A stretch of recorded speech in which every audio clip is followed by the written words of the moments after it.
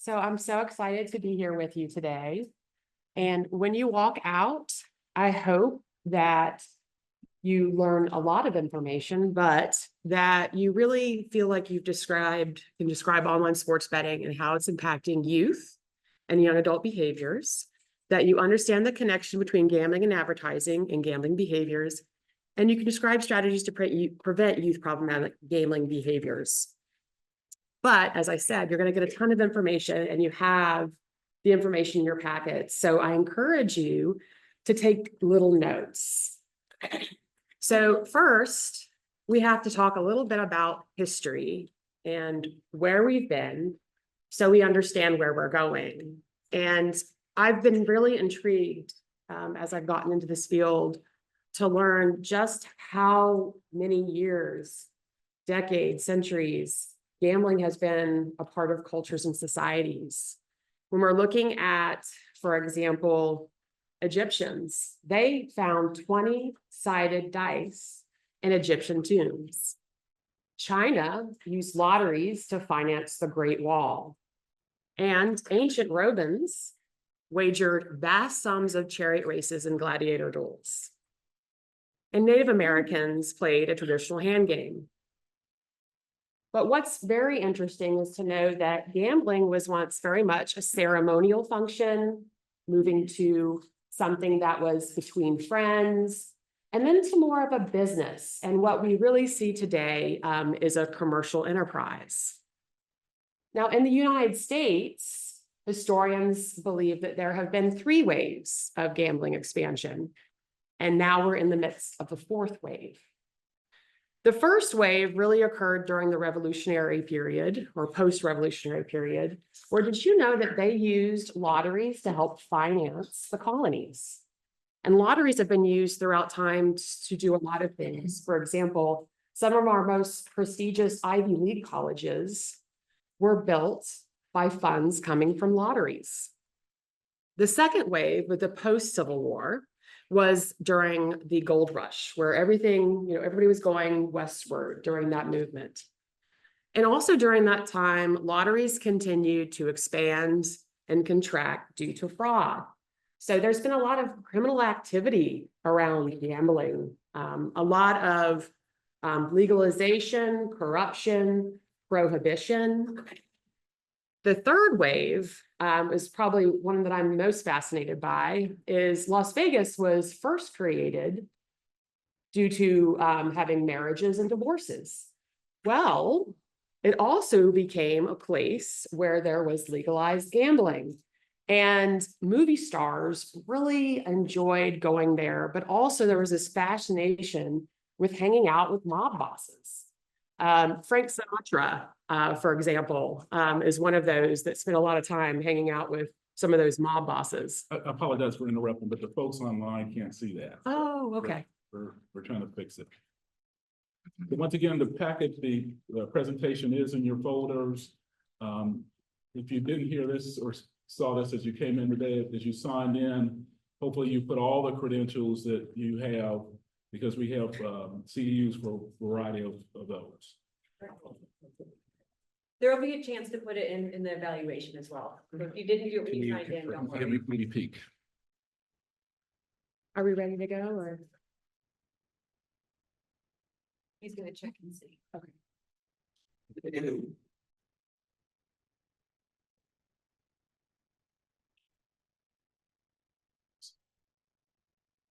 Sarah Ramsey, can you tell us if you can see the slide? Yes, you're all good now. We can see it. Thank you. So along with expansion of gambling in Las Vegas, also came legalization in New Jersey and Atlantic City.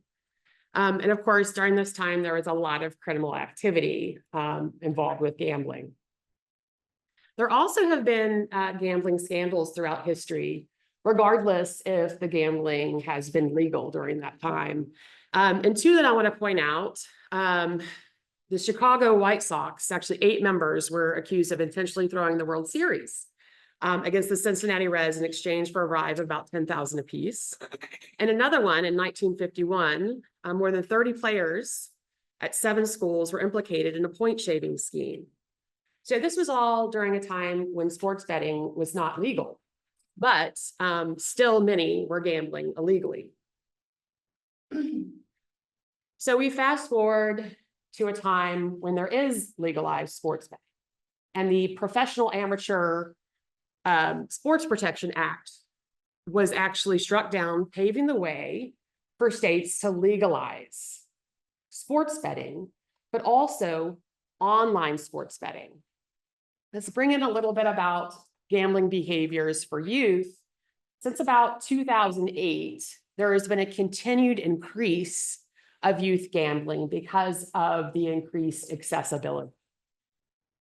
So youth are continuing to gamble, but now they have the opportunity to gamble on devices because the expansion is now into the fourth wave, which researchers and historians say is this explosion of online gambling that is very hard to police. We have legal forms of gambling, we have illegal forms of gambling, and then we have unregulated gambling that seems as though it's gambling, but many in the industry say, no, this is not gambling. It is a game of skill. So in comes the conversation of what is a game of chance and what is a game of skill? And how does the industry confuse us through marketing strategies in ways that make us believe that we have control over a game when in many cases we may not? And why this is so important, and also why I think this is so exciting, is because we're also in a time where we're very connected globally through many different platforms on the internet. And many people are engaging in not just social media, but also in video game play. So if we're engaging in all of these different forms and we're constantly have our devices in front of us, what we start to realize, media is not just a part of our life, it's an integral part of our life and has a lot of influence. Let me just ask a question. Do you believe that media influences you by a show of hands? Do you think media influences other people? So my undergraduate degree was in communications, and I spent a great deal of time reading Let me in. research and rhetoric and trying to understand how does communication influence us. But it hasn't been until most recently that hello? We hear you. Yeah. So if it hasn't been until most recently that we've realized, or I have realized that how impactful media is, especially now that different communication sources that we use, such as phones or devices of computers, laptops, we can be reached in various ways. So in terms of the reach, it's very important for us to also understand a little bit of the history of gambling advertising. And as you can see, it's also gone back and forth through times of being banned, but also then being permitted. From 1934 being banned to then allowing for Native American casinos to advertise, then following state-run casinos and lotteries. And then, all casinos by 1999 being able to advertise. And of course, when we're talking about illegal or unregulated markets, how do you police an illegal market when it's an offshore online gambling firm? And also, you can't police an unregulated market because it's not defined as gambling. So again, brings in the conversation as what is skill-based, but what is chance-based? So this then raises the question of, well, if there's all this confusing information coming at us, then we need to really emphasize the need for media literacy. So what is media literacy? Well, media literacy is really being able to dive deep, critically analyze information, and determine its credibility. So how do you know when you're reading information if it's credible? How do you know if it's accurate? Those are really important questions that we have to ask ourselves during this time of not only expansion of online gambling, but also the increased accessibility that companies have and the reach they have and the effect they have on us. There's another facet is it, or should we be responsible for the media messages that we create and put out there? Yes, because we are also a part of the system now. A facet of this includes the technology now that companies have. AI can target and create personalized messages that reach each and every one of us. It also can shape our thoughts, feelings, and behaviors. So understanding how media is a social force that does this is very important. And in fact, in reading research and literature, media literacy is actually a very strong facet of what we should be really talking about in the room is health literacy. And how do we contribute to people's knowledge and skill sets in the area of health literacy so they can critically analyze information, so they can ask the right questions, and so they can research and find things that can impact themselves as well as their families. So media literacy is also found to be very evidence-based, not only in the way that media influences us, but it also can be used to counteract effects of violence, alcohol and tobacco, body image issues, eating disorders, and commercialism. So I'm also going to talk about what many of the consumer protection agencies will say is the term of over-commercialization. When we over-commercialize something, are we using tactics that may not always be ethical in order to get people to spend money? And that's where media literacy really plays a strong role in being able to interpret and understand the messages that are coming to us. And we have to understand that these organizations are hiring people that understand behavior theory and then understand how to implement that. So first, we have to take a little bit of a dive into behavior economics and understand that our purchasing choices are influenced by media, but they also are really influenced by our emotions. We also have to understand that behavior design is a huge component of this, meaning that they take research based on psychology and decide what they desire the influence to be on us and use that behavior theory to implement that. So there are different tools and techniques that they use, but they also used science-backed principles to get people to change their behavior. Now, when we're talking about health literacy, that can be very impactful because if we use those behavior design theories to help people change their behaviors to healthy ways, then that creates a world engaging in health behaviors that represent healthy social norms. However, that's not always the case when we're talking about the media messages that reach us. Persuasive design has entered the conversation now because of computer technology. So you add behavior design to computer technology, and what you have is nudge theory. And it's nudging people in a direction without limiting choices to get the desired behavior from the organization, the company. So this is really impactful. Our thoughts, feelings, and behaviors are being influenced by the media that we're seeing. And the Center for Humane Technology says, humans create technology and technology creates human behaviors. So we need to be concerned about how they are using these behavior design and persuasive design tactics to influence our behaviors. So gambling, marketing, and advertising. and how it's reaching youth. As you see here, there are many platforms and ways that youth are being reached. Social media and online influencers are huge. I was on YouTube the other day and I found a young person who was talking a great deal about sports betting. And he was propping himself up as an expert in sports betting to gain more followers, so people would take his advice on sports betting. And he was a young person, so many people could identify with him.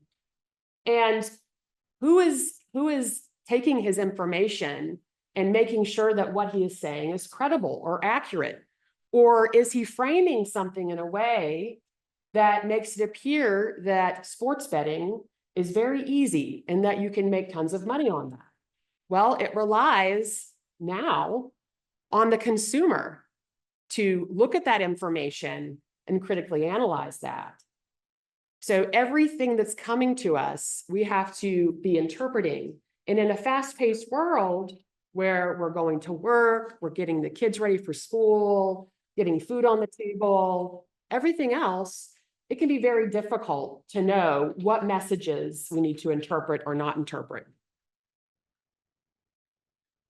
I want to point out on this list that recent research also shows that even celebrities who have a social media following have more of an impact.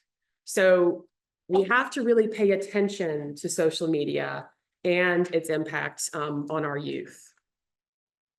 Many different forms of research focusing on gambling advertising highlights how gambling advertising can appeal to children and can be misleading.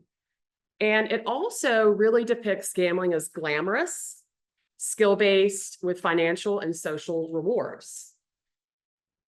And when we're looking at those youth that are experiencing problems with gambling, they appear to be influenced by gambling advertising. And in the sports betting world, they're not only influenced by the sports betting advertising, they're also influenced by the incentives, the constant promotions, the push notifications that they're constantly receiving to their phones. So we have to understand that gambling advertising is reaching our youth on various platforms, and it is influencing their behavior. Here are some examples of how marketing and advertising are reaching our youth. Various resources here. I'll read a couple of these to you. More than 95% of children see gambling advertisements on television and sport and on social media. Almost a third of all replies and retweets of esports gambling Twitter posts were from children under 16. Esports ads are more appealing to children and young people than older adults. Esports media companies have been utilizing Snapchat's gaming content to reach more adolescents. So there's all these different ways that youth can be reached through gambling advertising. Now, again, many forms of these advertising are either illegal or unregulated. However, how do you provide geofencing, or how do you police even regulated gambling firms in a way that protects youth? If you walk into a stadium where sports betting is occurring, advertising is everywhere, and there's usually also a brick and mortar establishment either in the sports facility or close to the sports facility. So we have to be concerned on all levels, not just with the legal and unregulated, but also concerns with youth and advertising that is legal. A huge myth, there's many myths in gambling, but a very big one when we're talking about the idea of game of skill and game of chance is the illusion of control. Now, in lotteries, you can see this when, for example, you get the option to choose your lottery numbers as opposed to having them generated for you. That gives us the illusion of control that we have a greater chance of winning the lottery when in fact we do not, because the odds, I believe now, are 1 in 292 million. So the odds stay the same no matter what. And the curriculum that we deliver in North Carolina to schools, one of the quotes in it says you have a greater chance of getting killed on your way to buy a lottery ticket than to actually win the lottery. So E.J. Langer found that the illusion of control is enhanced when choice, involvement, competition, and familiarity are utilized within the game. And he coined this as skill, chance, confusion. So when you're involved in a game, Dr. Steffi Diaz-Morale in her curriculum development said to youth, when you feel like there's more chance than skill and the game is using trickery, then maybe we need to evaluate that the game may be more gambling.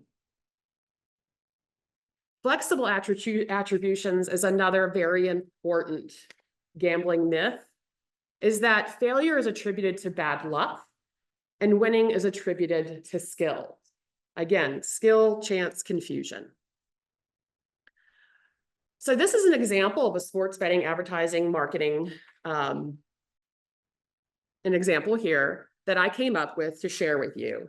And I'm using some of the behavior design and persuasive design tactics that are being utilized. And I'm going to spell them out here to you. So Kevin Hart is used in a lot of sports betting ads, and he's really seen as a strong authority figure that a lot of people look to. And I'm going to read this to you. Place your bet with us and win free money. Act now, you can win. Just like you, we know how important it is to have knowledge of the game of soccer. You know the stats in your team better than anyone else because you are a true fan and a real man. Get a risk-free bet up to 200, invite a friend and get another risk-free bet worth 500. Don't forget to share our app on social media. Everyone is doing it. Kevin Hart says, you mean everyone gets a free bet? I can't wait to tell my friends about this. Use this exclusive promo code available for a limited time only to enter to win. Promo code winner just like my friends. So I've done some reading on some of the behavior design theories that are being used and have been used for a long time in media. So I'm going to show you some examples here. Scarcity and social proof. When something is more scarce and we believe that it's available for a limited time, it's a cognitive bias that lends us to wanting to make that purchase. Social proof, we do things that other people do. So if our friends are engaging something, then we want to engage with it. Commitment and reciprocity. When someone does a favor for us, such as a risk-free bet, we tend to want to do a favor for them. And once we get engaged with this, we have a commitment and we want to continue through the process. And of course, Kevin Hart is an authority figure that we look towards. Yes? So I hate to interrupt. I think you're on a roll here and I'm loving the presentation so far, but just wanted to touch on a couple of things. So one, we're working with Behavioral Insights team on behavioral audit of the local sports books in the state of Ohio on their platform design. It's not necessarily advertising design, but we're talking about these same things, scarcity, social proof, looking at trying to see how odds are presented and looking to see how RG tools are, positioned on their platforms. So this is all great stuff and maybe lends us to looking at not just the platform itself, but also the advertising that's coming out of the platform. So I really appreciate that. But just want to also call out that in Ohio, we don't allow for the terms risk-free bet or free to be used unless it truly is free. So if they had to deposit $200, then we wouldn't let them use that language in Ohio at the very least. So. Well, thank you for that information. I appreciate it. Just want to call out. Thanks. Thank you. Yeah. So liking, illusion of superiority, and flattery. When somebody likes something that we like, it's something that draws us towards buying that product. The illusion of superiority, when someone flatters us or makes us feel as though we have more knowledge than someone else. And then salience is also used, which is used in a lot of lottery products. Money is something that's very important to us. So using that verbiage that, you can win a lot of money seems to be a really great marketing ploy. And then the way it's framed. The whole marketing advertisement leaves out the odds, it leaves out a lot of detail, and instead makes it seem very inviting. And when we're talking about the persuasive design side of it, we need to understand that push notifications promote and target people, and it also encourages continuous play, as well as there sometimes can be excessive friction when trying to withdraw or deposit funds. So, and with that being said, I want to say that RG is very important to a lot of legal gambling firms. And we have a lot of people in these legal gambling firms that have come from the problem gambling world that are working tirelessly to promote ethical standards and also protect our vulnerable populations, such as young people. And Corey Brown is certainly one of those. So I want to make sure that when we're talking about this, we know that it's an uphill battle for many, but also we have people in the industry that really are concerned and are working towards those goals. And of course, really depicting the illusion of control. So when we're considering as some treatment providers in the room, we really have to look at this and understand that researchers are saying, hey, when we're looking at the biopsychosocial plus, we now need to also consider technology and access to technology and how that is also influencing the people that we're working with in terms of their thoughts, feelings, and behaviors and their impact. So what is gambling? It's consideration, prize, and chance, meaning that you have to put something down of value. You have to have the chance of winning something, and there has to be an element of risk. And when we consider this in the online world, sometimes putting down something of value is not money. Sometimes it's a virtual item or good that holds a lot of value to a young person or a person that enjoys playing games and also enjoys those virtual items and the interaction in those communities. So we have to understand that we have to look at gambling through a lens of what is of value to that person in terms of what they're putting down and what do they expect back in return. And how gambling works. Gambling companies are in business to make money. Chances of winning are only about 25 to 49%, depending on the game that is played. And the law of averages shows that the larger the sample size, the closer your average outcome will be to the true odds of the game. So if you're looking at, for example, the roulette wheel, if we have 500 people that spin the roulette wheel, let's just say that a majority of them will win on their first spin. But by their 200th spin, most of those individuals will not have won. So that's how the law of averages wins, which is also unfortunate because one of the first times that you play are probably one of the first times that you will actually win. And if you have risk factors for problem gambling, that can be unfortunate because you believe that to be the true, what will be true to gambling throughout your experience with it. When in fact, in commercialized gambling, it should be about recreation. It should be about just having a little bit of fun in a low risk environment where you understand the odds, you understand the house edge, and you understand this is not something that should be used for coping, nor should it be something that you can make money in the long run. So legal forms of gambling, lotteries, instant lottery tickets, EGMs or slot machines, sports betting, casino table games, bingo, and raffles. But the intersection where we're seeing the blurred lines when we're talking about games of skill, such as sports betting and games of luck, we see that now traditional video games are being introduced into slot machines. And what that means is, and by the way, slot machines are gambling's biggest moneymaker. And what they're seeing through research is that millennials don't like the traditional gambling experience. What they prefer is a full package experience where they're going to see shows and have great food and entertainment, but they also want to play games of skill. So the slot machines of tomorrow are going to have games of skill where you're competing in video games against other people, which is also changing the way many casinos look, to include huge arenas for possibly the future to hold esports tournaments.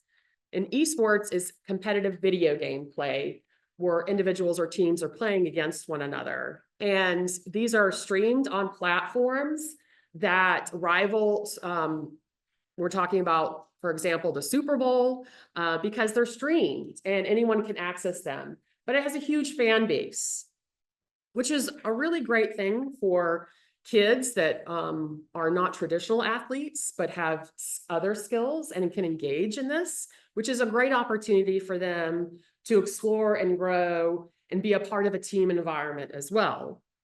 However, in comes esports betting.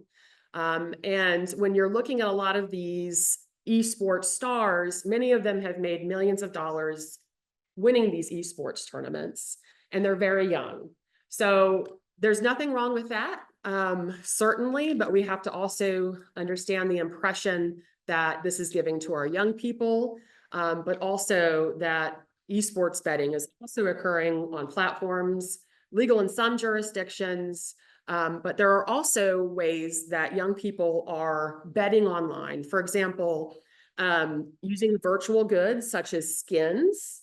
And skins are what kids put on avatars or their weapon, taking those skins and gambling on third-party websites, or even gambling on esports, or doing various types of traditional slot machine games or table games online. And also paying money to buy an unknown reward such as a loot box. And loot boxes certainly have what many researchers say, all the components of gambling, and actually affect the brain similarly to how gambling affects the brain and substance use affects the brain. So we also have to understand the gambling mechanics that are being utilized in this unregulated market. And this is where gambling and gaming convergence, some call it blur the lines, of really the gamification of products and services means that not just in the gambling world, but in many different types of activities that we engage in virtually on the online world, there use challenges and competitions and rewards that promote, the products and setting goals and tracking progress and hitting milestones.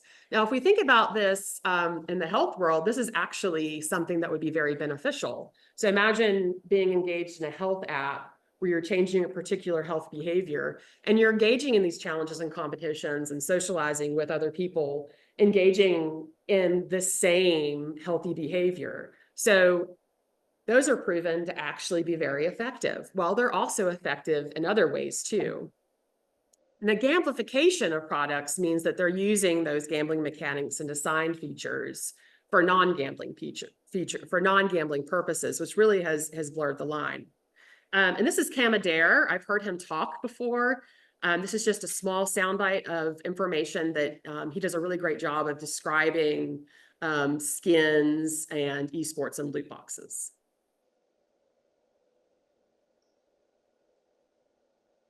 So the volume isn't on. Is there something I need to?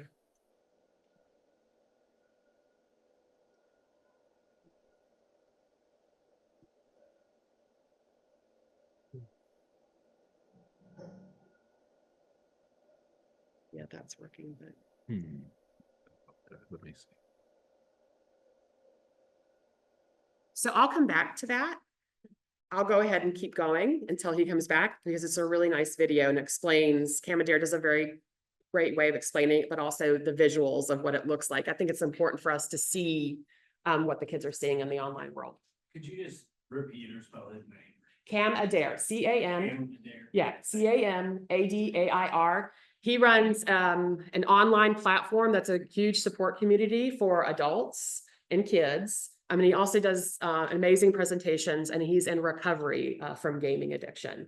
And he's just a wealth of knowledge on these topics, and he does a really great job of sharing. There's another gentleman, Rob Minnick, he goes by TikTok Rob. So if you're working with populations about gaming, gambling, youth, and media literacy, those types of platforms, He's been getting a lot of press. He has an online community as well that he supports. He's also in recovery, so you can just like Google TikTok Rob and you'll see some of those things. So another person to share some of those videos. Thank you.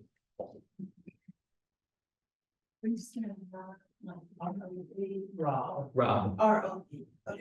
He also does ODAAT as part of ODAAT recovery, one day at a time recovery. There's another brand that he kind of has a part of his branding as well. We need to check the volume on the computer and the only way to do that. Okay, we'll go, that's fine. Are there any other questions that I can take right now while he's checking the volume?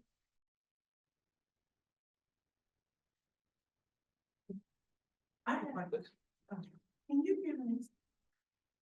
You mentioned about millennials prefer like abandoned packages. Can you talk a little bit more about that? Like an example? Well, there was there's, Question before you. I just couldn't- oh, she was asking for an example of what it A looked like gamer for a either millennial. Oh. That's great. So we'll answer the question and go to that. For a millennial and their experience, what does that look like? So they did a longitudinal study on casinos, and there was probably about a 25% drop in participation in gambling. And what they were looking at is, okay, well, what do millennials like? And what they found is that millennials were coming to Las Vegas and they were participating in all of the other activities. And they weren't gambling as much as, let's say, older generations. And instead, they're going to shows. They're going to some of the incredible eating experiences. Somebody told me now they have this conveyor belt where you order food and then your food comes around on a train. And you pick it up and sit it down and eat it. So I mean, that sounds cool to me. So I think. Oh, is there? Oh, okay. So I think this whole idea of experience, which I think I enjoy a good experience now too. So it's about going there and being with friends and enjoying the entire atmosphere as opposed to participating in gambling. Sitting down at a slot machine for millennials isn't as fun as other older generations see it as, because they're growing up in a time where they're playing these games and they're socializing and they're competing and they enjoy that. Does that make sense? Thank you. What are skins? Skins are virtual items that you can accumulate inside a video game that decorate weapons or characters. Skins sometimes give the player an advantage in the game, but most skins are just cosmetic items to customize the look of your character. A gamer either earns skins as rewards when they get to new levels, or they can buy skins from a store within the game. In the past few years, skins have become a form of virtual currency. That is, players trade skins with each other in exchange for virtual or real-life money. Some skins are harder to get in a game, while others are more common. Some skins, like certain knives or certain guns, for example, are bought and sold for thousands of real-life dollars. Steam is the main online marketplace where players can buy, trade, and sell skins. But in the past few years, other smaller websites have been launched as well, including crypto websites.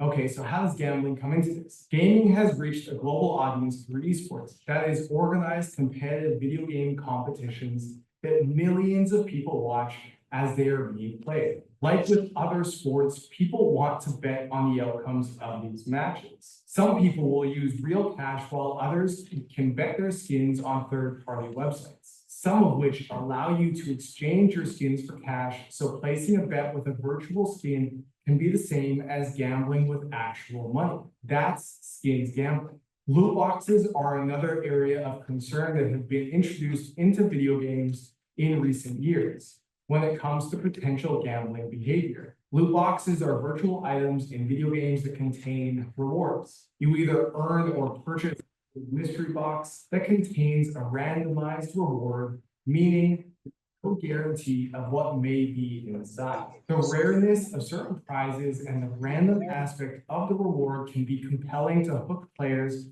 to buy more. Often the odds of winning are not clearly shown, so young people can be drawn in without understanding their relatively low chance of success. So that gives you a What visual. are So that's unregulated. So even though some jurisdictions have said that loot boxes should not be presented in video games to youth, still, how do you police that in the online world? So we're talking about the online world. It really is the wild, wild west when we're talking about unregulated and illegal gambling. And when we're talking about illegal gambling, we're seeing that a couple of things that are very important to understand is that they are unregulated, they don't pay taxes, and they are really difficult to police because they're offshore. And not just online, and many communities also have unregulated gambling machines. And I'm speaking from a perspective right now of North Carolina.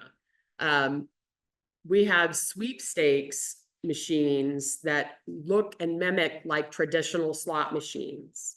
Now, the North Carolina Supreme Court struck down the idea that these were games of skill and said that they were actually legal gambling because they looked at the gambling mechanic behind it. So in prior years, the sweepstakes industry would argue that they're games of skill, and they would continue to add games of skill within these. And even though they are now illegal, it's very hard to shut all of them down. And I still see that. And I will certainly, Michael or Corey, if you want to comment on the illegal and unregulated gambling in communities. You Sure, I guys, think everybody here knows that the machines are in their communities. It's unfortunate but you know, we do our best to shut them down the best we can. I think the difficulty is the way that the law is written. It requires a controlled buy, essentially. So you'd have to go in and play a game and get paid out in cash. Apologies. You get paid out in cash in order for, you know, action to then be taken. And so there are a lot of communities, especially in like the Columbus area, and then maybe here and also in Akron and Canton, Cleveland area as well. Maybe that are being run by like movies and the poly communities as well. And but we don't, you know, kind of insular to some degree. So for us to walk in, they're not gonna let us into their establishment. So, again, some nuance to how we can really shut them down. We do have skill-based machines that are legal in the state of Ohio. We regulate those. They're specific, you know, in the requirements there. They cannot pay out in cash. They cannot pay out any more than a $10 or less prize. They cannot pay out in gift cards that can be converted to cash. They can't pay out in tobacco, firearms, alcohol, anything that would make it illegal on a federal level. But we do have some difficulty in shutting these down because we will shut them down, and then we'll pop back up in the strip mall a week later. So I don't think it's probably very dissimilar to what you're experiencing. Mike, anything to add? Would, I guess, it's almost a question to you, Corey, sorry, would be, not to take too pessimistic of a look, but isn't there almost not an incentive for community members to be outspoken, because a lot of these establishments will donate to the police department or donate to the high school football team, so there's almost an incentive to keep them going, and there's a sense of community, so you really need to then increase the awareness of what potential harms are, and then how do we balance a donation to the football team with potential risks to our youth? Is that accurate? 100% accurate, even deeper than that, where some municipalities are licensing individual machines, so they're generating revenue for cities, for townships, for counties. And from our perspective, we are a state law enforcement agency, but we can't just go in on our own and shut these places down. We have to have local law enforcement buy-in. And if they're generating revenue, it becomes kind of a political game at that point, unfortunately. When you're talking about the unregulated machines, are these like slot machines? they mimic the slot machines, they act as a slot machine, they may have some element of skill to them, but even if they are a skill-based machine, and by that meaning like, think about like Dave and Buster's where there's like the wheel and you gotta try to press it in the jackpot, or you press it where the ticket, and whatever you press is the number of tickets you get, maybe it's the number of dollars you get, it's similar to that, where you're pressing a button, that's the skill, is pressing of the button. It may still be a skill-based amusement machine, but they're paying out in cash, so they're still operating in a legal fashion. So it could be a slot machine, it could be a skill-based machine, and, loosely skill-based, but it's really the paying out in cash. That is the illegal part, because that operates as a casino, right? Yeah, I'm from Texas and I don't know if it was like something you had in North Carolina, but we had these machines where, they were everywhere in gas stations, however. People would pay for credit within. Thank you. People would pay for credit within the gas station, but they would, it was obviously a slot machine gambling, but they would get credit for the convenience store gas station within the slot machine. I don't know the legality of that in Ohio, I think it was clearly gambling. But is that an issue here in Ohio or something that we run into here? It's clearly gambling, they're clearly giving money to the gas station to get credit. And they're getting credit back into the gas station, they're obviously losing money if they lose. Is that something that's run into here? It's obviously not skill-based, it's definitely chance-based, but is that something that's illegal here that you run into, that you see that? I'm just asking from a legal standpoint if it's something that happens here. Yeah, no, it does, I'm sure it does, but we would have to, it would honestly have to be that a prize cannot be more than $10. And gift cards that can be used to purchase things like alcohol, tobacco and those things. So if it's just like this, what kind of amounts to like a factory town back in like the 20s, it's like all your money staying in this one. That's essentially what it. Yeah, that's not gonna be the criteria under the law. I think we have some more questions in in our Zoom platform. So we do have an online question. The online betting is exploding. I have noticed many young adults who live at home. How are parents handling this, or do they even know? How are parents handling this, and do they even know? I'm going to get into some of that conversation as we go forward. But many parents admit that they don't know what their kids are doing online. And think about it, the online world is very complicated. Even setting up parental controls can be very complicated. And you almost have to be kind of tech savvy to figure it out, and it takes time. So many parents do not know what's going on in the online world. Take one more question and I'll keep going.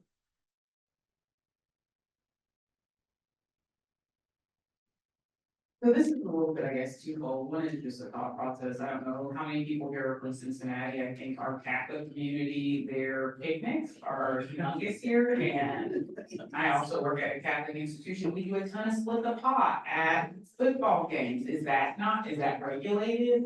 We get a cash prize at the Catholic picnic, but also has anybody looked at the impacts when we talk about like a Dave and Buster's, and we're talking about youth, but even like children who are going to Chuck E. Cheese and we're setting up this overpayment for tickets to get something that costs 7 cents. For Mario Kart or whatever it was. Has anybody looked at the impacts that far back of that exposure? I was a Mr. Gaddy's kid, we were in there, we were getting tickets, we were doing the thing. Has anybody looked at the impacts long-term of the early introduction to even these ticket prizes and the buildup of that over time? I've never looked at that research, but now, I have had that thought process too. I don't know if there's research out there on that, but that's certainly something that I've wondered too. And it's a great question to understand how these things influence behaviors. But yes, I'm not familiar with any research in that area. I can just quickly cover the charitable gaming aspect real quick. So charitable gaming is regulated in the state of Ohio, so that's bingos, pull tabs, raffles, instant electronic bingo, and that's regulated by the Ohio Attorney General's office. And there are certain requirements there specific to, 50% goes to nonprofit organization, et cetera. So in the online world, there is also practice gambling. So let's bring in and have a conversation about the slot machine. So the variable ratio schedule in the slot machine is from B.F. Skinner, who's one of the originators of behavior theory, where he had an experiment with pigeons. And what he found, if he gave pigeons pellets in a variable ratio schedule, they would complete the behavior and press the lever consistently. So the variable ratio schedule is this unpredictable responses. And if you think about your social media feed, that's also pretty unpredictable and when you're going to be getting a like or a comment. So this is a behavior design that is throughout the entire online world. And slot machines actually have a stopper button, which also provides the illusion of control when in fact, there's a random number generator, which acts as the gambling mechanic within the slot machine. And of course, slot machines have high frequency betting because you can make a bet every 6 seconds. And they've been called the crack cocaine of gambling. And again, it's gambling's biggest moneymaker. Well, let's talk about the social casino gaming world, which is unregulated because it's not defined as legal gambling, but it does look like traditional casino gaming, where you have casino style poker, slots, bingo. But it's free to play many times and you don't get actually money in return. However, you can make a lot of in-app purchases and buy virtual coins, and they're very gamified. So there are leaderboards and ways to socialize and join competitions. And they actually boast a huge monthly audience, which when I was looking at this for the research, which was about 3 or 4 years ago, so I'm sure it's a bigger now. It boasts a monthly audience more than 3.5 times bigger than the masses who visited Las Vegas in 1 year. So it's a really great marketing tool also for casinos to draw in individuals, and they've seen an uptick in traffic. Well, so the social casino gaming world, because it's unregulated, also have used some tactics to drive what they call whales. And these whales, 3% of them generate about 80 to 90% of the income. And you can really predict when you're going to find a whale within the first game session because of the technology now that is accessible. And not just social casino games making money off of it, but also Facebook, because Facebook is a way for people to find these social games. And of course, they use behavior analysis software. So social casino games are certainly an area of concern because they're not regulated. They can give big bonuses and cash outs and not be true to what actually playing a regulated casino game would look like. And we're talking about sports betting. They now have Fliff Social Sportsbook. And this again, unregulated and not defined as gambling because you're not getting money in return. However, I've seen there's a recent CBS news story that came out and they were highlighting a couple college students who were talking a lot about their engagement with Fliff.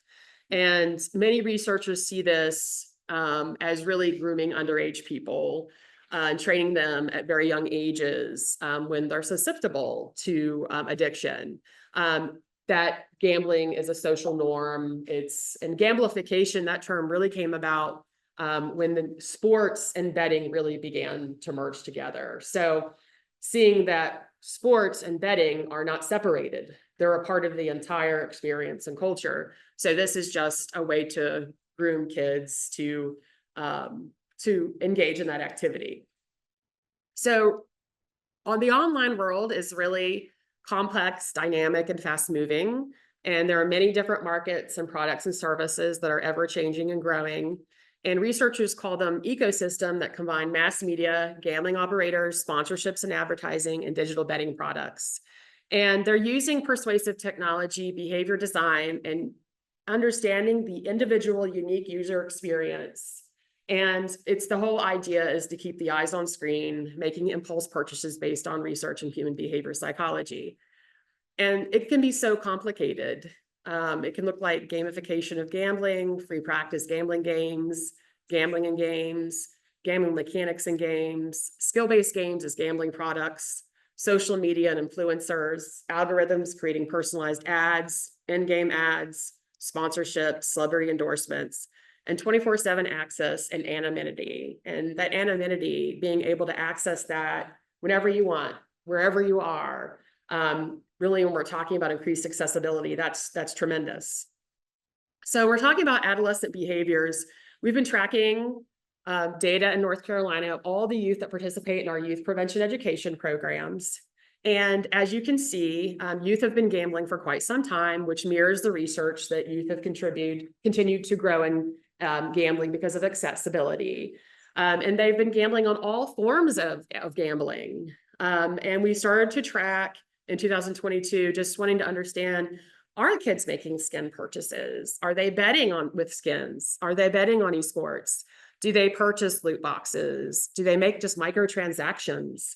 And are they participating in social casino games? So you see that kids are participating in a wide variety. This is not a new thing.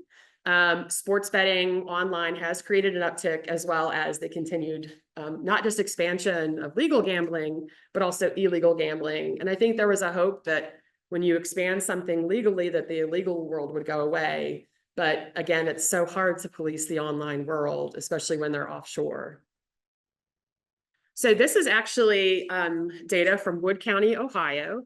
Dr. Jeffrey Darren-Vinsky does research for that county every so often. This was 2021, and these are 11th and 12th graders. And you can see that they're heavily engaging in different games of skill, sports, fantasy sports, daily fantasy sports, esports. So you do see that also within a county in Ohio. So I wanted to make that relatable to people that live in Ohio.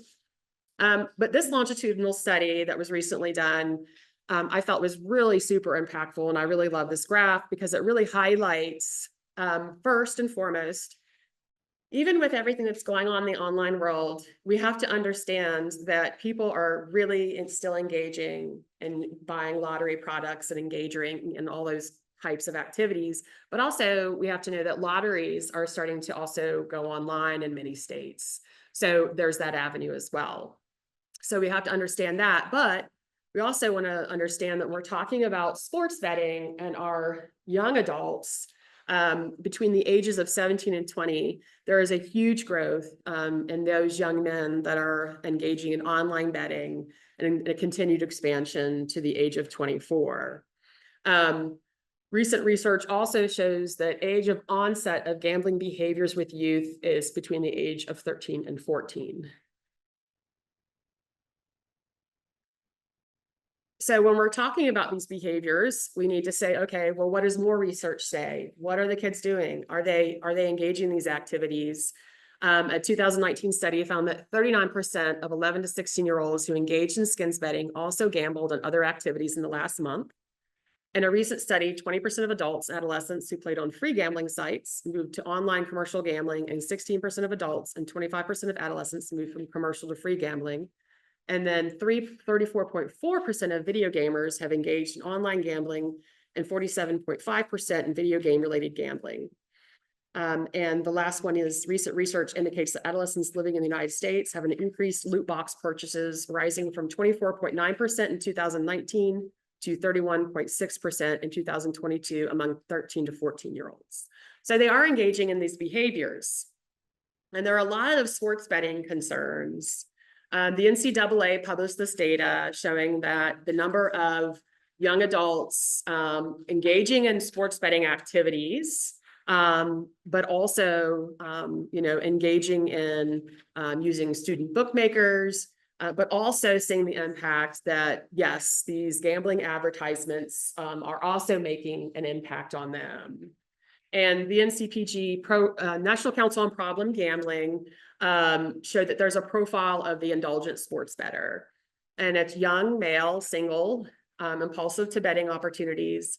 Influence of peers is significant. Perceptions of knowledge and skills are high. Engaging in substance use, they have multiple counts, and they're frequent users of promotions. And of course, we also have to understand that we just went through a pandemic. I am an advocate of reading neuroscience research, understanding the neuroscience of psychology and biology and how that influences thought, feelings, and behaviors. And a piece of research that I just read, what I found very influential, is that people that are impulsive, when they get bored, that increases their stress. So if you have a person that's impulsive that is bored or lonely during the pandemic, for example, their stress will increase, which then we know what happens when toxic stress enters the body. It can create mental health and physical health disorders across the lifespan. So we have to understand that the impact of the pandemic, of the loneliness, but also boredom, and how that impacted our young people. There are also a lot of concerns for athletes that we have to be aware of. And I understand that there is a tremendous campaign going on right now in Ohio to highlight how athletes have been harassed by bettors who didn't get the outcome that they wanted. So congratulate Corey Brown and them on that initiative, because it's so important to understand that not only are we concerned that athletes could be engaging in infractions, but also that they can experience abuse through social media. This could also be engaged with their family. And of course, we also have to understand that athletes even have a greater risk of experiencing problematic gambling behaviors due to their competitive personalities. And the NCAA highlighted that they've seen 175 infractions of sports betting policy since 2018, when sports betting was, states were given the opportunity to legalize sports betting. So for many, when you're talking about college campuses engaging with sports betting, many say that it looks like it's Caesarizing campus life. And that for many of these young males, this is a part of their campus life. It's not just going to the football game, but talking about betting on the football game. And certainly being bombarded with promotions and advertisements on social media. And that skill-based confusion, believing that they have some advantage because they have a lot of knowledge about the game, or they understand that player or that player's ability. And certainly we have to look at stress and anxiety of college students, and gambling as a way to cope. And also when we're considering this, we have to understand that sports betting is no longer just about placing a bet for the end of the match. It's about placing continuous bets throughout the match. So high frequency betting and its impact on our young people and their reward center in the brain. Now, when we're talking about parents, problem gambling is not a federally funded initiative. You have to be very proud of Ohio. Ohio has more staff focusing on problem gambling, and certainly more staff that attend any conference I've ever been to that are passionate and focusing on this endeavor. So, but for a lot of states, for example, my state, we have 3 people focusing on this. 3 people. So we do a lot of our work through grants and cross-sectional work. But many states, you know, obviously the age for casino betting for many states would be 21. But however, many people can bypass those security measures, but also many people, many adults aren't aware of their state's online gambling legal ages or gambling legal ages.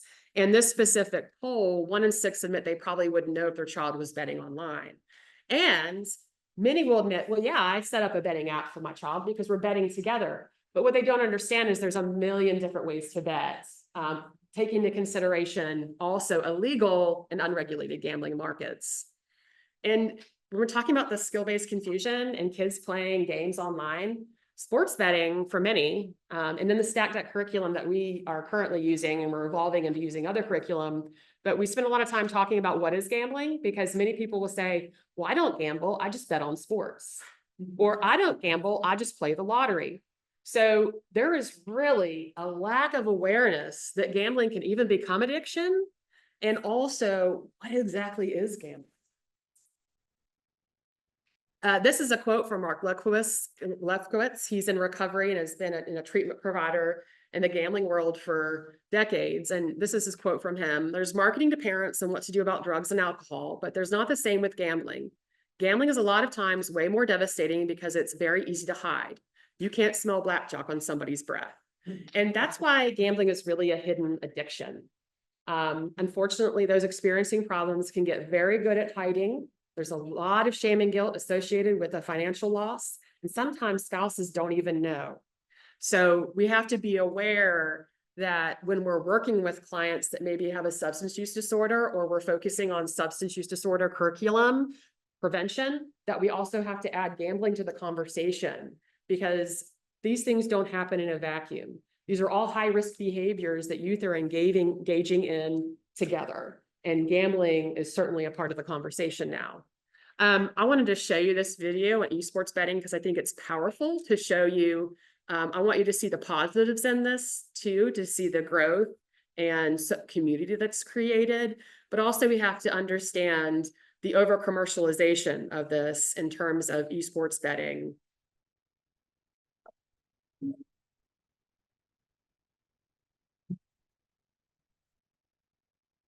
Watching people play video games isn't like watching people play football. It's like watching people play fantasy football. It is one more step removed from human activity, you understand? It's video games. It shouldn't be on a sports network. It's video games. But can it truly be a spectator sport? It already is. 71 million watched it last year. They reckon it's going to by 2017, there'll be 145 million people watching it.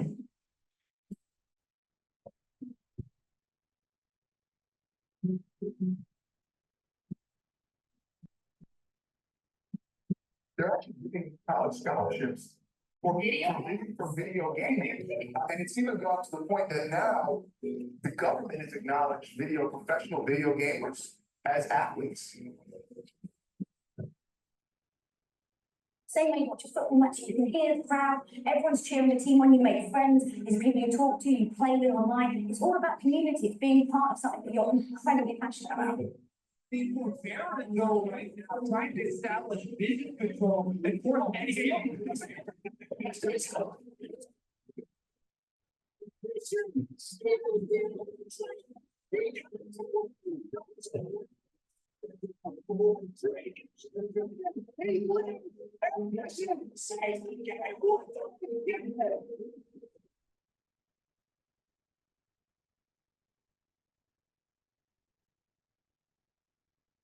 So there's a lot of positives with esports. I have a daughter living with ADHD and dyslexia, and she has some difficulties in social environments. And in the online world, she can find safe communities where she does role playing, she builds entire sets, and you can hear her giggling and laughing and having such a great job with her friends. But what I do is have 4 conversations with her continuously. And I practice non-judgmental communication and curiosity by giving her information at times that are appropriate. So in this environment, we have to understand that technology is not bad. Games are not bad, but we have to look at the over-commercialization of products and services and how the tactics that are being used to reach us, and learn how to critically read them and make different choices based on the information and understanding that media literacy is a core component of health literacy.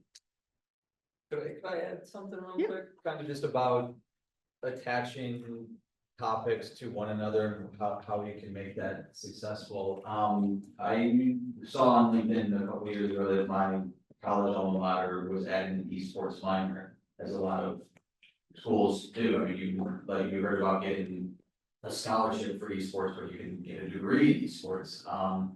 So I reached out to them because I wanted to learn a little bit more about it and potentially do some education on the correlation between that and problem gambling. And what I learned about is that the community, like Allison is saying, is so close, it is so tight knit, that there's a term that they use called toxicity, where gamers, if you will, and I don't know if that's a colloquial term or not, but gamers are monitoring each other And the softwares and the games that they play have flags and things that monitor language and toxicity is, or toxic languages, mainly for bullying or harassment. So the player could either be suspended or kicked out or things like that if they're using toxic language. And when I was able to combine the problem gambling message with a message that was of value to them, combining it to their esports language, it was really interesting. One of the students decided for his thesis project, he was gonna write code for the game that he played to add problem gambling risk warning language to the toxicity that gets flagged. So if players start saying things about, I lost so much money or whatever, that might be flagged for problem gambling risks, that would pop up along with other harassment or bullying or toxic language. So that was a really amazing outcome that came out of that, from me just wanting to learn more about this. And again, I know a lot of you are representing colleges. When we can combine this message with something that these students find of value, that's where those really impactful things can come out of.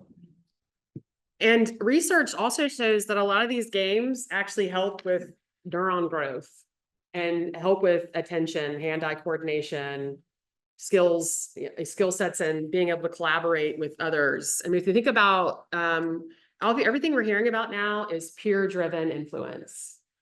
It's so powerful online when the peers are engaging in these games because they're working together, they're solving problems, they're engaging in that peer-to-peer dialogue. So this is an extension of the classroom where they're able to do these things. So as Mike was saying, there's a lot of power in what's going on. But we also have to pay attention to the over-commercialization and understand that it's a younger audience, younger participants, and there are those third-party websites that are unregulated and illegal that allow for kids to actually, for example, my daughter plays Roblox, and you can actually take your Roblox cash and transfer it over to a third-party website to gamble. And of course, Roblox constantly tries to deflect what's going on. But again, the online world is the wild, wild west. And all of the technology that needs to be put in place to create guardrails to protect vulnerable populations are far behind what's actually happening.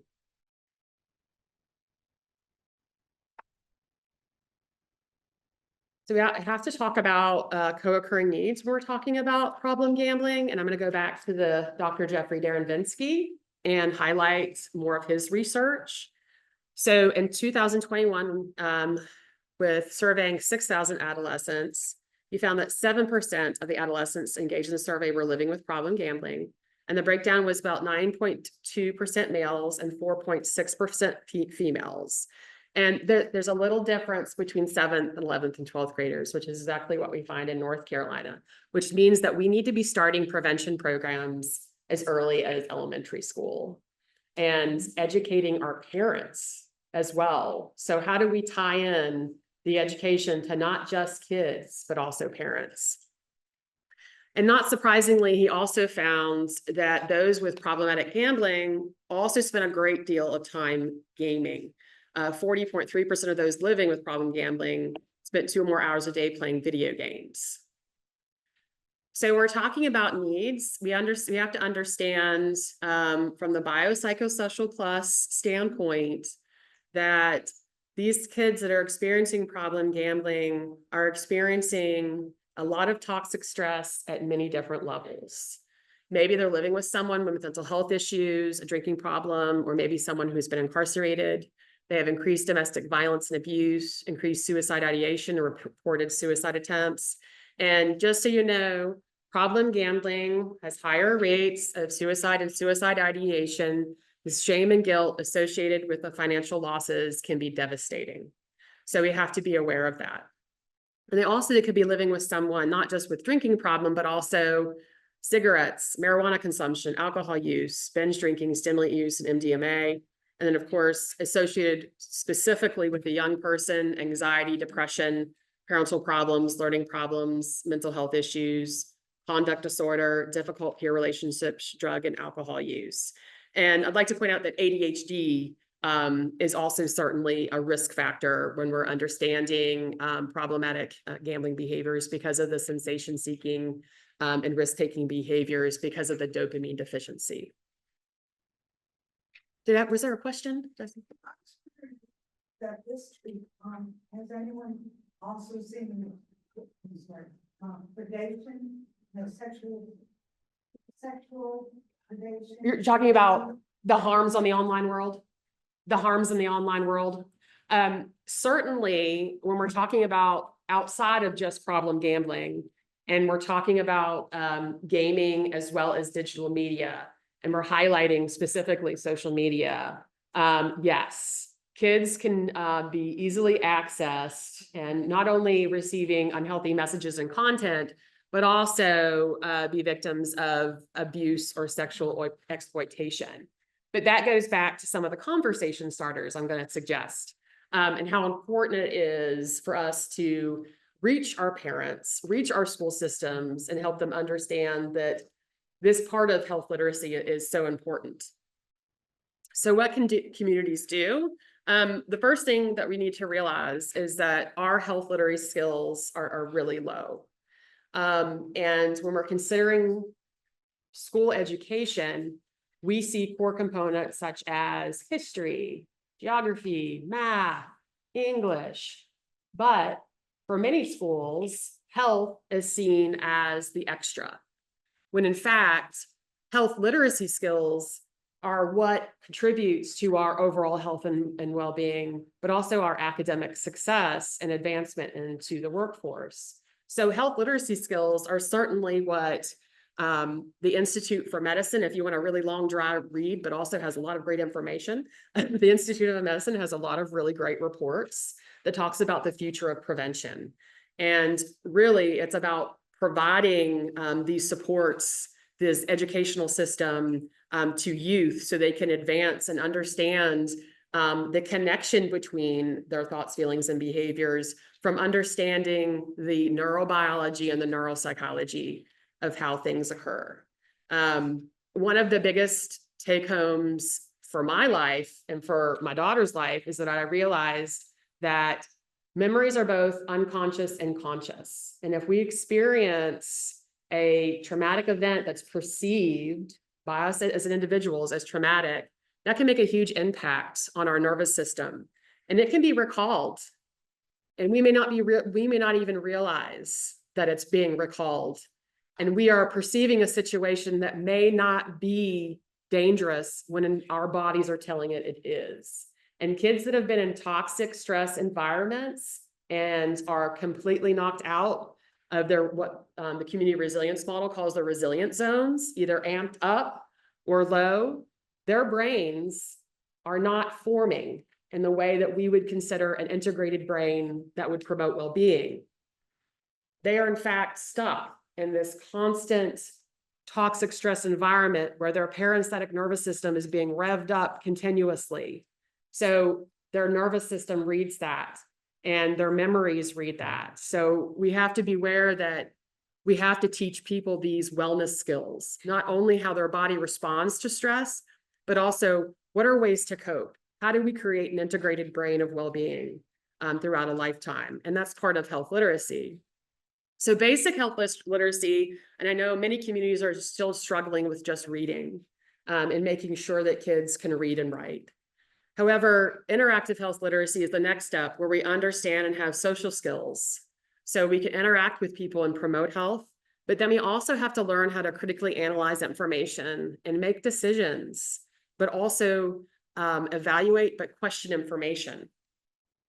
And these mental health literacy components certainly need to be a part of the conversation. In addition to media literacy being a subset, mental health literacy is so important. We have to start talking more and promoting good health by focusing on a strength-based approach. It's no longer what's wrong with you or what happened to you, it's what's right about you. And how can we focus on those protective factors and things to assist you when we're talking about that pendulum of risk factors and protective factors, understanding that those young people that are resilient and experience tons of risk factors in their life, they can also succeed. Adversity is not destiny. They need protective factors to balance that out. And when we're delivering these youth prevention education or prevention programs, we have to talk about the mental health disorders and causes and risk factors, but we also have to have the conversation around stigma. We have to have the conversation about how do we seek out health information and how do we encourage others to do this? Because we need to destigmatize it and realize that we all have the same biological response to toxic stress. This connects us all as human beings. So it's very important to know that if this connects us all as human beings, then we all need to be talking more about it and finding ways to advance these help-seeking behaviors in communities. And we need to have media literacy a part of the conversation.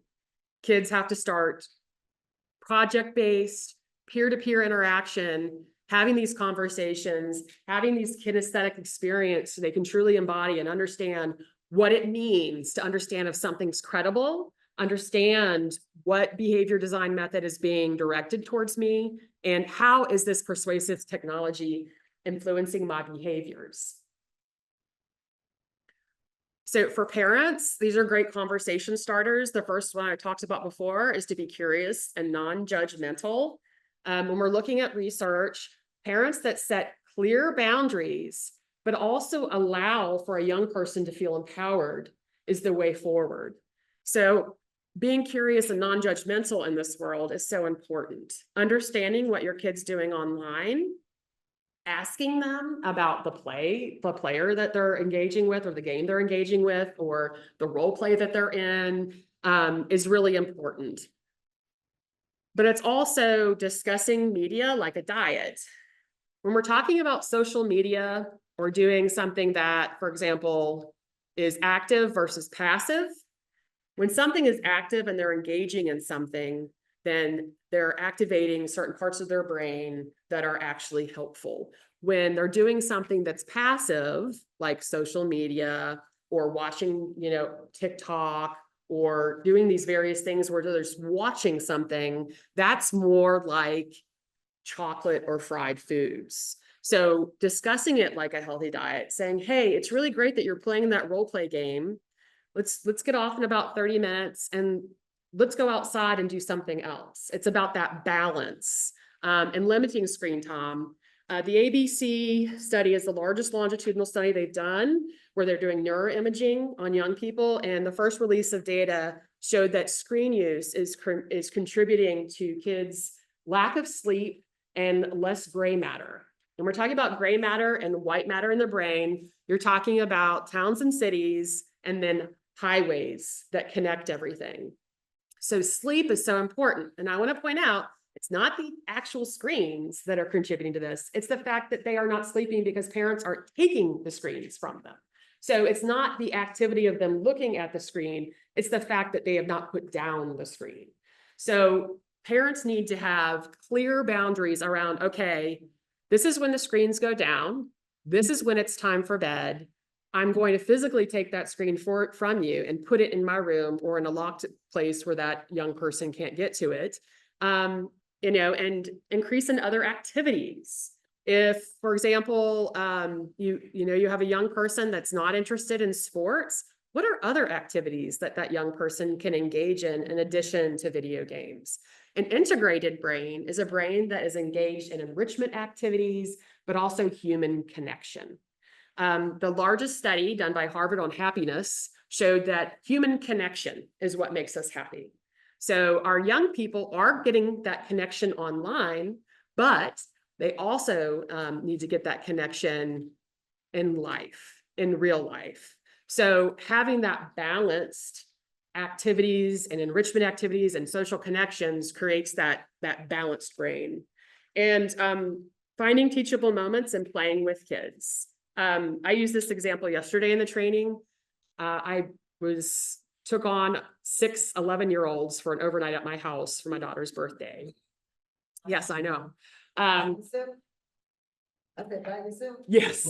Oh, I made sure I was by myself because I was like, I got this. I've got the schedule. This is picture time. This is poster time. I had it all planned out. But the thing that the girls said to me, they wanted to run around outside and they wanted me to chase them. And they said that that was their favorite part of the evening because there was an adult that was engaging with them. And several of the girls say, my parents never play with me. So play with your kids. We expect them to go to restaurants with us. We expect them to act like little adults and do what we tell them to do. But do we ever get down with them and play with them on their level so we can understand their world? I think it's also really important to understand there are tons of benefits. So digital media is not bad. And we need to make sure that we don't start to create that thought and feeling that, oh my gosh, we've got to get rid of all this. This is just terrible, because it's not. And in fact, research shows that social media can be a way for people to find communities that support them. Saw research on LGBTQ+ communities, where if you're living in an area or you're not in a home where you feel comfortable being who you are, you can find that community online and express yourself and be who you want to be. It can actually, as I mentioned, develop skills in problem solving and working memory and task switching and attention skills, and improve collaboration and peer-to-peer learning. It can improve skills in understanding behavior, hand-eye coordination. And it's a powerful way to explore. We can fact check anything now, as long as we check the credible source. We have the power in our hands. And I think that's huge. That means that no matter where you live, you can find the information.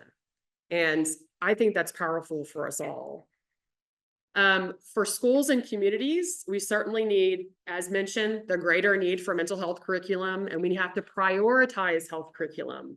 Many schools are looking towards mental health school policy and grappling with, how do I provide multi-tiered systems of support? How do I do this in an environment where we're under-resourced? And they're in need of communities to support them and outside organizations to support them. And we're talking about a full school health program, and where we're in an environment where kids are receiving what they need to receive, the information, the nutrition, the positive school environment where they have relationships with their teachers, with the counselors, and also there's a lot of family engagement. So this is what a true school health program could actually look like. And for prevention professionals, we certainly need to understand that we have to start thinking about coaching classes and education, or partnering with other organizations that provide that, so we can work together to educate our parents. We have to build problem gambling prevention programs into our existing programs, even if it's one lesson that you engage in. It's one lesson that's a part of the conversation. We also need to feel comfortable about talking about gaming and gambling. That means attending more of these conferences, engaging on committees, getting just as passionate about it as you are about other forms of addiction. And also understand that we need to focus on multiple mental health issues and focus on those, those develop or focus on those coping strategies. So when we're talking about kids that are struggling and have dysfunctional nervous systems, and we see all the different things that they're struggling with, we have to understand that providing those supports, coping supports, not only providing them with that health education, but also providing them with those wellness skills. So they understand that we as individuals have so much more power to help ourselves move through things than we realize. The ability to use a wellness skill, practice a wellness skill, make it a part of our life, can actually help create those neural pathways that change the way that we think, feel, and behave. And at any point in life, we can change our brains. It's a little bit harder as adults and much easier as children, but we all need to understand that not only our youth can engage in these activities, but we can too. And I'm running out of time, so I'm going to skip those last couple slides. But I'll take a couple questions now, if there's any. Yeah. So, really fascinating stuff. I really enjoyed a lot of the stuff about youth, the youth gambling piece, and how they're accessing gambling currently. We know that in the state of Ohio, specifically for online gambling, the regulated market, so as you're showing data from Wood County, you look at like daily fantasy contests, sports gambling. We have pretty robust measures to prevent underage access, and really the only truly way that underage, people are accessing these is through the permissiveness of an adult. So just curious if you had, if you were forced to only do one of two things, either provide parent education or education directly to that target audience of young people, which one would you do and why? Well, if you're looking at what people that much smarter than me tell me from research, parents are the best place for prevention. So if we get to parents, they're the ones that can really help shape youth. Now, schools are the second base place for prevention. So schools, the Institute of Medicine is calling schools the center point of communities. And school mental health policy is a driver towards meeting these goals of understanding that we need to have early screening and interventions to prevent any of the onset, because most of the times youth are experiencing mental illness as a young person and continues into adulthood. So if I had to pick one, I would probably pick, how do we get this information to parents? But as we know in this world where there's toxic stress and families are dealing with inflation and their own mental health issues, they see schools as really a venue to start this initiative where they utilize family engagement. Thank you.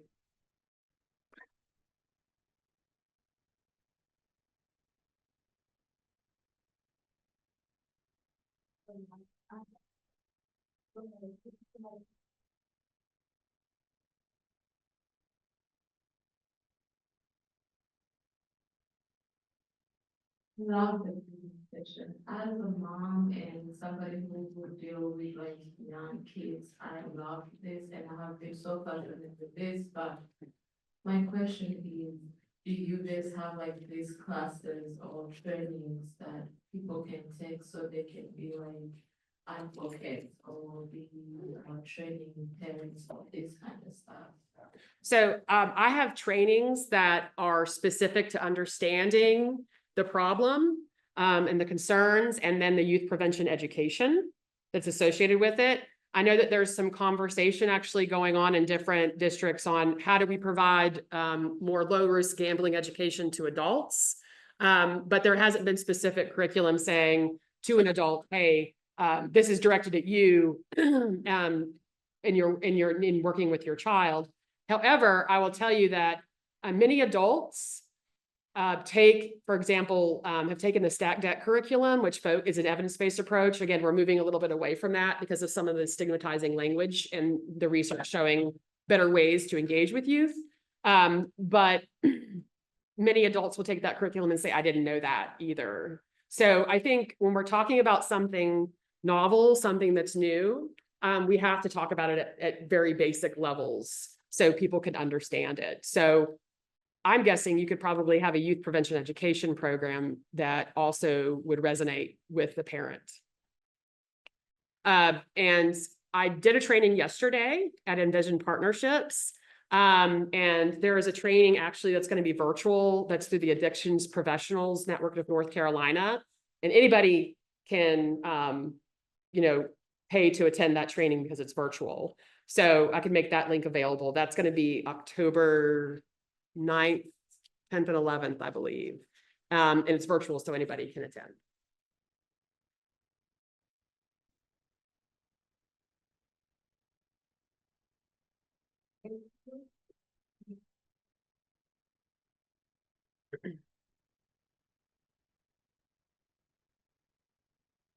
So since I have a 2-year-old, I feel like my head always is in like this little pig land. So when I think about prevention, right, when we think about like we have this baby led meeting that is exposing small children to all these varieties of food, right, in hopes that they have developed palates later on. Where is that kind of level of intervention, right? We hear all this like no screens before 2. Okay, great, we get that. but where is that kind of, when we think about what is creating the profile or how people are maybe second line, you like really ain't my thing, I'm too cheap for it, like, it is just not something that ever spoke to my heart. Right, and so maybe I'm just risk averse, I do not know, but right, what are those precursors for that youth that is that young? That we're saying, hey, here are things to consider, because it's one thing to deal with adolescence, right? But how are we setting the tone that young in development, right? That 0 to 6, where that mind is really taking off, that, is there any indicators that we have those years that are setting people up to be more likely, I guess? So, first of all, Children's and Screens is an amazing organization that provides free webinars, and they have a YouTube page where they've saved all their webinars, and they invite amazing researchers that are doing all this research and understand that from a framework.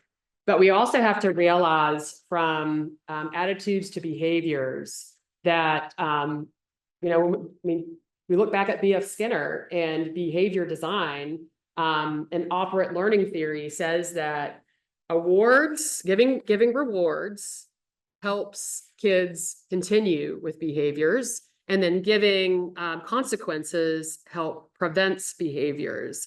So we have to, as adults, we have to be consistent and setting boundaries from a very young age and making sure kids know when screens go down, when it's time to do other activities, when it's time to go to bed.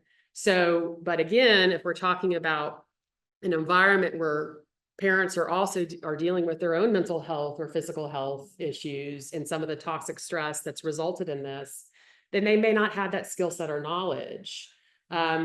So it's about reinforcing positive behaviors from a very young age. So it becomes a part of who they are, and they expect that from the parent.